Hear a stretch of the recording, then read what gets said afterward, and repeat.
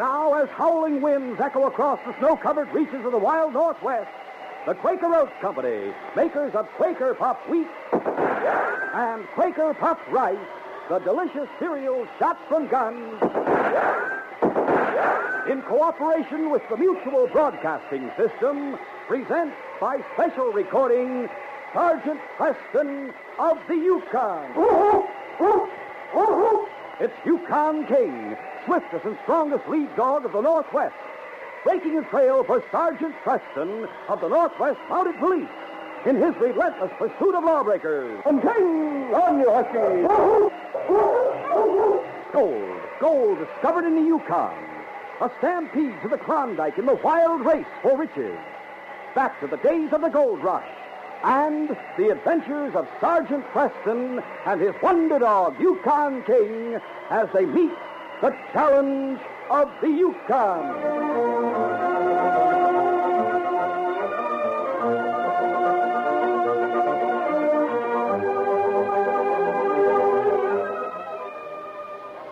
Our adventure will begin in just a moment. With summer here, pleasure driving time has arrived.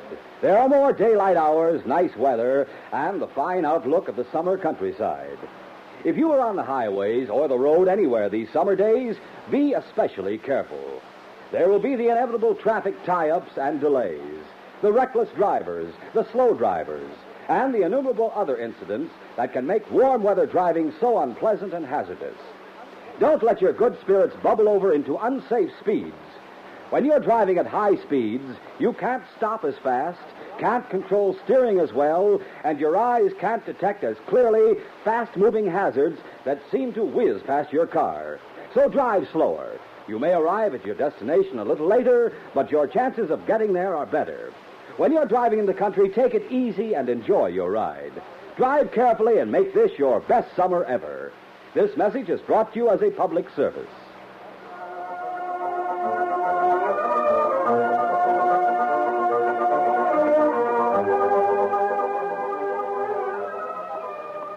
Bill Houston told his story as he and Sergeant Preston hurried down Northern Avenue toward 4th Street. I had supper at the mansion house, Sergeant. I was on my way home. I just turned off Northern onto 4th Street when I heard the shot. Harvey's was the only cabin that showed a light, and the shot sounded like it might have come from there. So I ran down the block. When I got to the cabin, I looked in the window. Harvey was sprawled out on the floor. There was a gun near his right hand, and there was a red stain on his shirt, getting bigger every second. It was right over his heart. I tried the front door. It was locked. I ran around and back. The kitchen door was open. You mean open or unlocked? Unlocked. I went in through the kitchen to the front room. It looked to me as if Harvey were dead. Did you touch him? Oh, no, sir. I decided the best thing for me to do was to get the doc and you. That's what I did. How'd you leave the cabin? By the front door. The key was in the lock. See anyone around? No, Sergeant. The street was deserted. Wait, you're not suggesting it could be anything but suicide, are you? Only trying to get the facts. Oh, this is 4th. Oh, to the left. The only cabin showing a light. Come on. The doctor was still kneeling beside the body when the sergeant and Bill entered the cabin.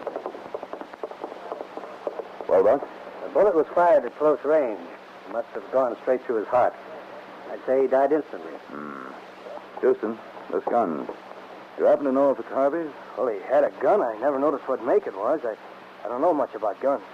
Colt 38, 1 bullet fired. Yeah, poor Harvey. It's an awful thing to do, but I don't suppose you can blame him much. Well, why do you say that? Well, it's bad luck. Haven't you heard? No, I never knew the man. I'm talking about Jake Hillery's strike. You must have heard about that. Jake was spreading the news all over town this afternoon. He and his partner hit a big vein of pure gold on their claim. And their claim is right next to the one Harvey used to own. Used to own? Until a week ago, Sergeant. He sold it then? Not even that. He lost it. He ran out of cash in a poker game, and he put up a claim against $1,000. He lost. I see. If he still owned it, he could get $100,000 for it without turning a shovel full of gravel. And that's a fact, Sergeant. I heard this guy from New York offer Ben Chalmers that much at 6 o'clock this evening. He's in the mansion house lobby. You can ask anybody who was there. Ben Chalmers, I take it. The man who won the claim. Yeah. Is he going to sell? He's considering. Well, what do you think, Doctor? Complete to motive, an open and shut case of suicide. And that was how the case was listed at headquarters. A probable suicide with the final verdict waiting for the coroner's inquest. The sergeant, always thorough, interviewed Ben Chalmers at the mansion house before writing even a preliminary report. He was shown the deed to 23 Bonanza, and Chalmers confirmed the details of the poker game in which Harvey Shannon had lost the claim. It's a terrible thing, Sergeant. I'd like to take care of the funeral expenses. Bill Houston will be making the arrangements. I suggest you get in touch with him. I shall, Sergeant. If there's anything else I can do... You'll be called on to testify at the inquest. The loss of the claim is pertinent to the case. Of course. I understand. The sergeant found King waiting for him outside of headquarters. Well, boy, where have you been? Having a run in the woods? Oh, what's this stuck in your collar, no? Let's see. My cabin's in the clearing near Crystal Spring. There are 2 men in the woods who are trying to kill me. I need your help. Ned Travers. Ned Travers, King. Oh, I remember. He's a trapper. We met him in the woods one day when we were hunting. All right, boy. If he needs our help, he'll get it. The sergeant left word with Downey where he was going and headed out of town and into the woods with King. He found the cabin near Crystal Spring without any difficulty. But the place was dark and empty. There was a lamp on the table. The sergeant lit it. Wish I knew what you were trying to tell me, King. Well, take a look around. A lot of muddy footprints in here. Fresh. No sign of a fight. Huh. Wait. Empty cartridges here by the window. There has been a fight. Where's our friend Travers, though? And why should someone be trying to kill him? Well, there can't be much scent on this note you brought me, but it may give you the idea, boy. Hey, King. Find him. Find. The trail King was following swung in a wide arc through the forest and back to the outskirts of town. There, King led the way to a cabin and sniffed at the door. He was about to go on when the sergeant stopped him. Wait, King. Someone coming up the street. I'd like to know who lives here. It was a girl walking toward them. She recognized the sergeant, but there was a note of surprise in her voice as she greeted him. Sergeant Preston. Yes, you're Mary Lawrence, aren't you? You sing at the music hall. That's right. Is this your cabin? Why, yes. Is anything wrong? You know a man called Ned Travers? Indeed, I do. We're to be married next month. Well, then perhaps you can help me. I'm looking for him. Oh, his cabin is... I know. We've just been there. King followed his trail here. Ned's evidently gone, but you might be able to give us some information that will help us. Oh, help you do what? I don't understand. Why are you following Ned? He seems to be in trouble. He stuck this note in King's collar, and King brought it to me. Says that someone's trying to kill him, and he needs our help. Trying to kill him? You know of any enemies he might have? Oh, no, Sergeant. King had been sniffing at the cabin door. Now he started pawing at it. What's the matter, boy? Oh, look, Mary. Piece of paper slipped under the door. Oh, let me see. What? It's from Ned, but I can't see it very well. Come on inside and I'll light a lamp. All right.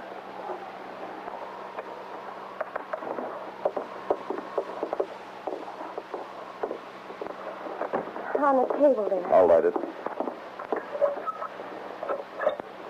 Now then.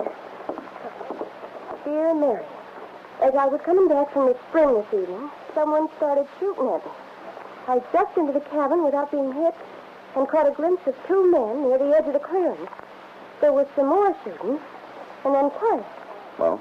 Oh, the next is about King showing up in the note to you. Finally, the sky clouded over, and it got so dark that I decided to make a break for it.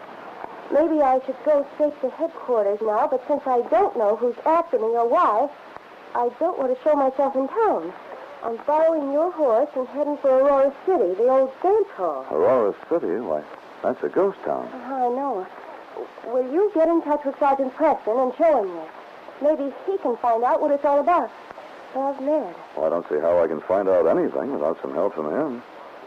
Well, Aurora isn't far, but why there? Why should he go there? Well, he and a friend of his used to own the dance hall. They ran it until the boom collapsed and everyone left the town. I thought Ned was a trapper. He is, but, well, he's been involved in a lot of other businesses during the off-season.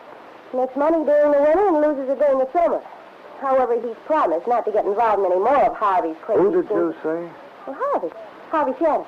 They were partners in the dance hall. Harvey Shannon. Well, what's the matter? I wonder if there's any connection between his death and this attempt on Ned's life. Yes. Harvey's dead. Earlier this evening, he was found with a bullet through his heart. It seemed to be suicide. What? Well, why should he commit suicide? Because of a claim he lost at poker, which has since turned out to be worth a fortune. Oh, I remember. Ned told me about his losing the claim. Mary, Ned didn't happen to own it in partnership with Harvey, did he? No, Sergeant. Are you sure? I'm positive. Ned was thinking about raising $1,000 and buying the claim back from Ben Chalmers, but I discouraged the idea. Well, perhaps I shouldn't have. Perhaps you didn't succeed What? in discouraging him. Oh, I'm sure I did. I'll soon find out. Come on, King. We'll get Blackie and head for the ghost town. Aurora was only a few miles up the Yukon. Once it rivaled Dawson as a boom town, but now it was silent and deserted under the waning moon.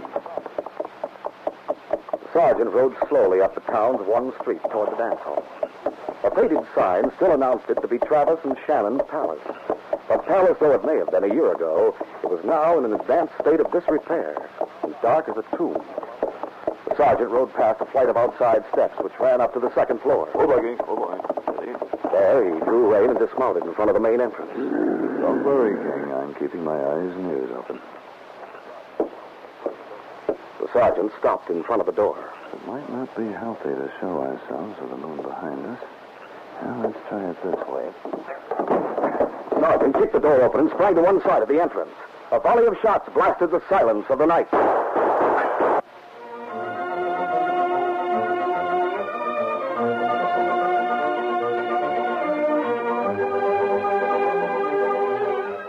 We'll continue our adventure in just a moment.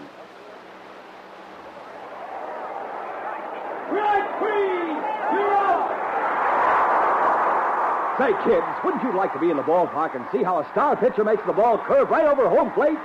Golly, everything about a major or minor league game is exciting. Get in on that excitement.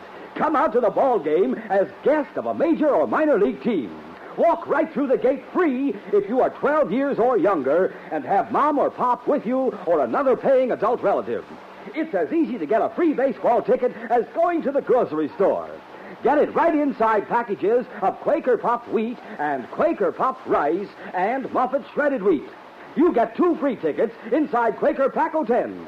Names of teams and dates are on every ticket.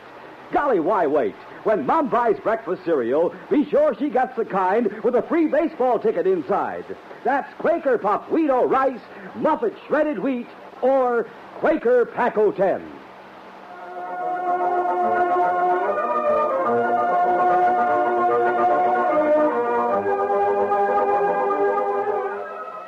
Now to continue.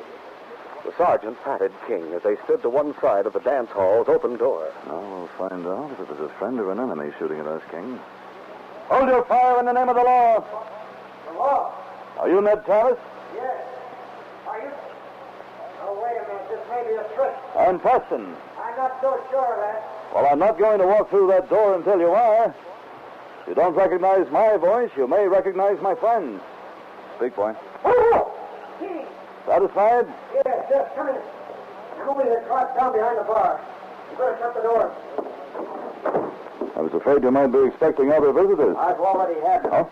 Come on around the bar and get down, Sergeant. You've already had visitors in this ghost town? Yes. They must have followed me from Dawson. I put my horse in the stables. The rear entrance is nailed shut, so I came around in front. And just as I got to the top of the veranda steps, they opened fire. From the cover of the buildings down the street. First, let's try and figure out why they want to kill you. No, I don't even know who they are. Have you had any business dealings with Harvey Shannon lately? What? Harvey? We used to be partners. I said lately. Why, I don't see what that has to do with this. May have everything to do with it. Sergeant, it's a personal matter.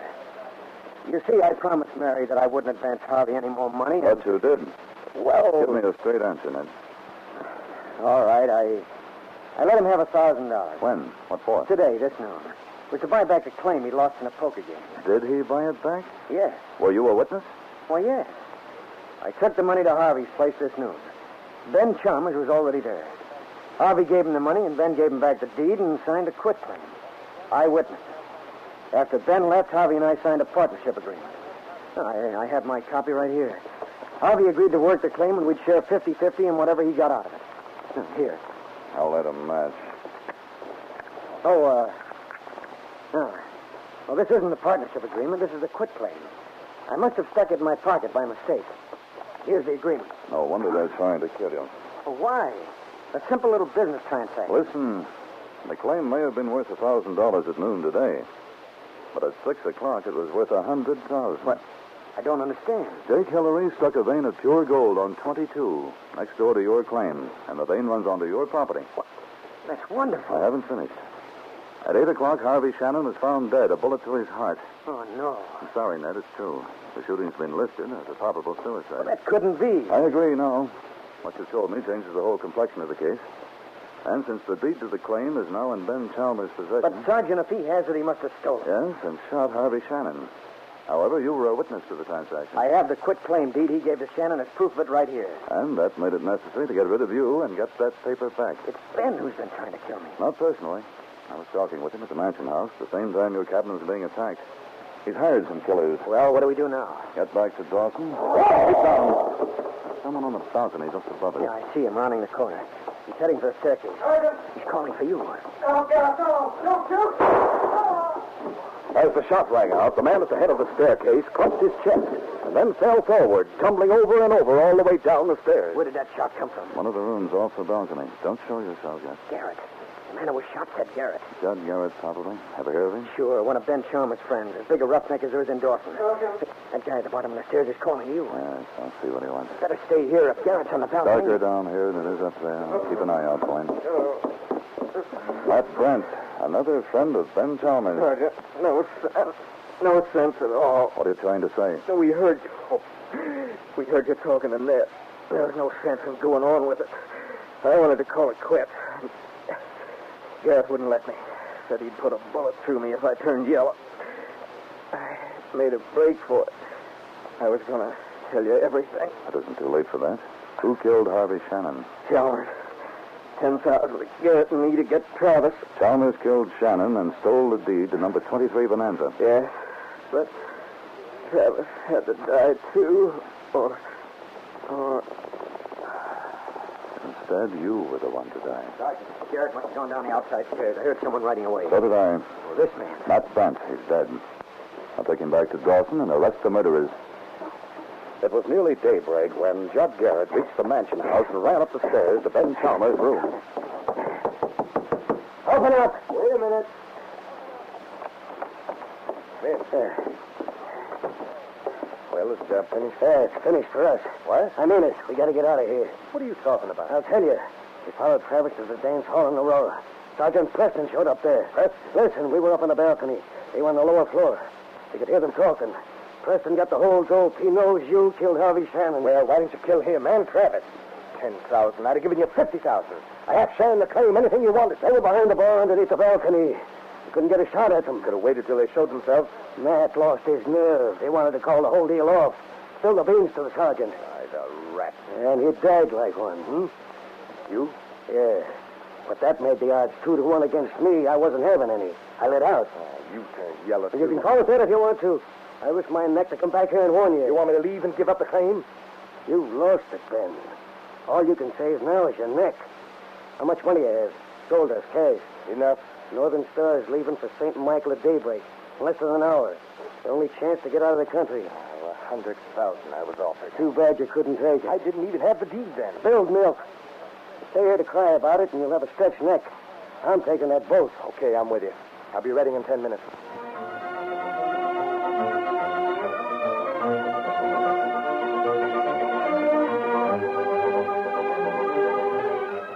We'll continue our adventure in just a moment. He did it! A home run! And the home team wins the game! Are you kids there? Are you seeing the exciting homers that your home team makes? Win or lose, there's nothing like the fun of a baseball game. The hot dogs, the popcorn, seeing star players in person. Come out to the ball game now as guest of a major or minor league team. Your free ticket is waiting for you right inside packages of Quaker Puffed wheat, Quaker Puffed rice, Muffet shredded wheat, Quaker Packle 10, which has 2 free baseball tickets. Yes, if you are 12 years or younger, just bring Mom or Dad or another paying adult relative and see a wonderful major or minor league baseball game free. Names of teams and dates are on every ticket. Hurry, get a free baseball ticket package of Quaker Puffed wheat or rice, Muffet shredded wheat, or Quaker Packle 10. Remember, the more packages of these delicious Quaker cereals you get, the more free baseball tickets you get.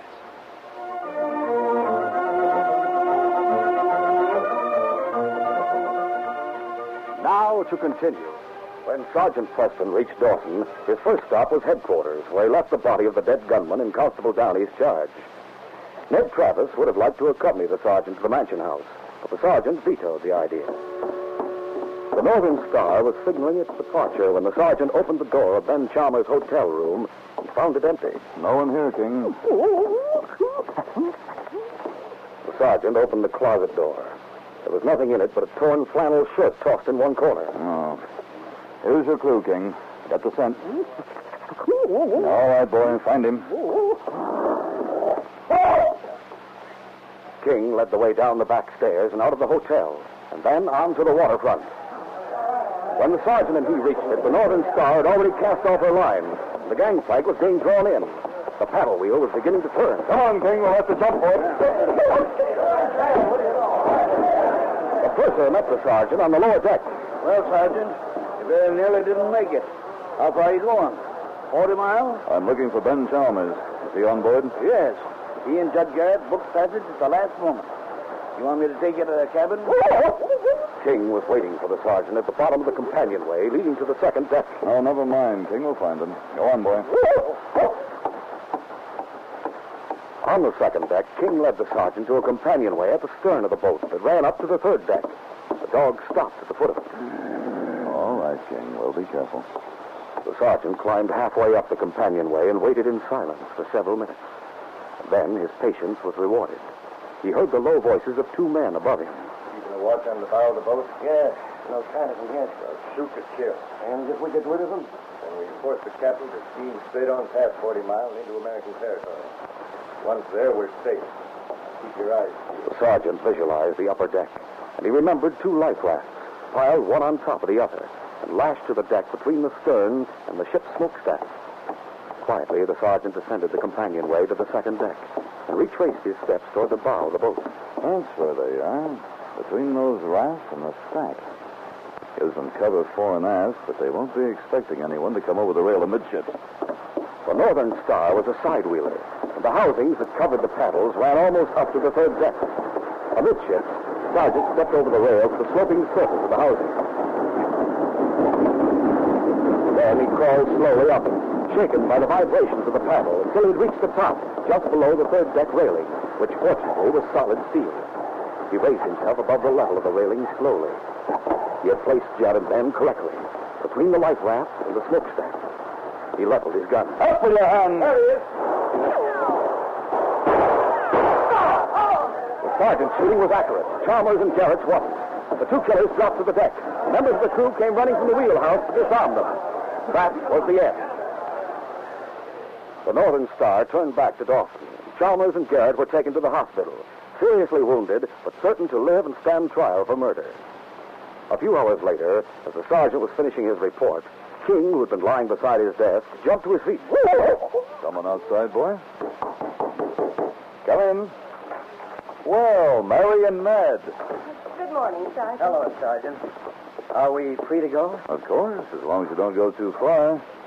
I've checked with Judge Hall and the Gold Commissioner. There may be some legal technicalities, Ned, but there's no doubt you're the sole owner of the Bonanza claim. The sole owner? Oh, no, Sergeant. Yes, Ned. Evidently, you didn't read your partnership agreement very carefully. Well, it was just the usual one. And it says that in case one partner dies, the other becomes the sole owner. You're a rich man. Ah. If it hadn't been for you, I'd have been a dead one. You've been wonderful, Sergeant. Yeah. And we wonder if we could ask you one more favor. Of course, Ned. Well, Mary's decided she wants to keep a closer eye on me. Yes. And so we've decided to get married right away. Today. Would you be the best man, Sergeant? Why, I'd count it a pleasure. My best wishes to you both. This whole business could use a happy ending. I'm glad this case is closed.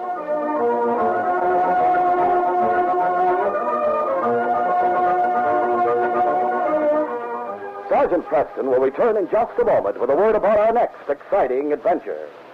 Here's a Mutual note for you. Mutual is a network that has programs you can enjoy throughout the week.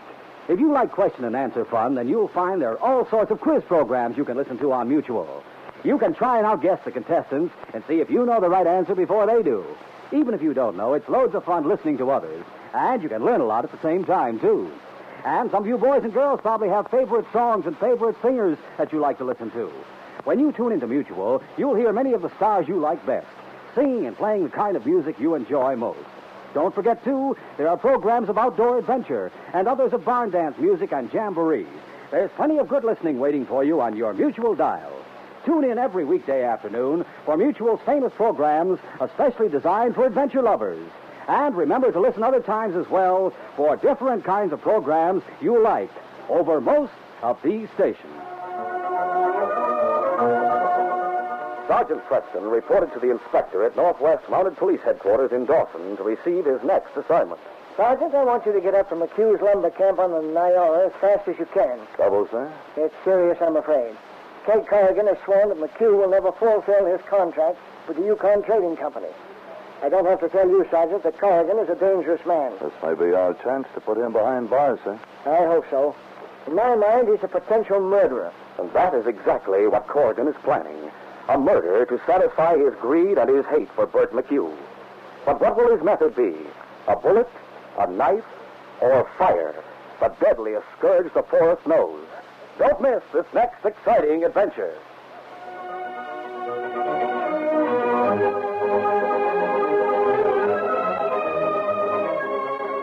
These Sergeant Preston of the Yukon Adventures are brought to you every Monday through Friday at this time by the Quaker Oats Company, makers of Quaker Puffed Wheat and Quaker Puffed Rice, the delicious cereals shot from guns. By special recording in cooperation with the Mutual Broadcasting System. They are a copyrighted feature of Sergeant Preston of the Yukon Incorporated.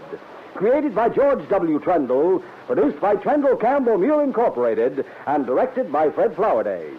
The part of Sergeant Preston is played by Paul Sutton.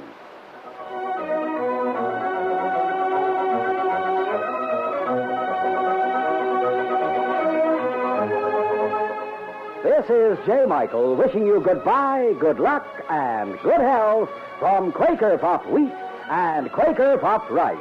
So long. This is Mutual, Radio Network for all America.